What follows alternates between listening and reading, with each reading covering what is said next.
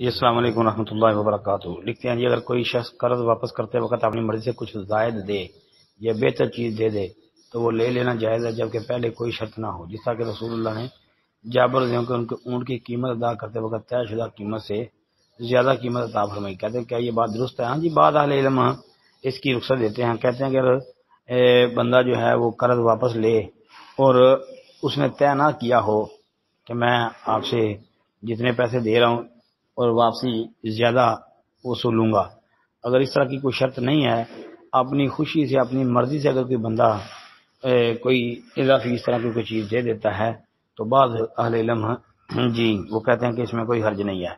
بہرحال یہ پکی بات ہے کہ پیسوں پہ نفع لینا وہ سود ہی ہوتا ہے۔ قرض دیا ہے، قرض پہ نفع لیا ہے، 10,000 دیا ہے، واپسی 12,000 لینا یا 14,000 15,000 تو یہ سود ہوگا، کیونکہ یہ طے کیا جاتا ہے نا، تو یہ حرام ہے۔ لیکن یہ جو لکھا ہے کہ بغیر طے کیے، بغیر کوئی بات چیت کی ہے، وہ اپنی مرضی سے خود بخود وہ دے رہا ہے، تو اس کی علماء نے گنجائش رکھی ہے جی، اجازت دیتے ہیں۔ السلام علیکم ورحمۃ اللہ۔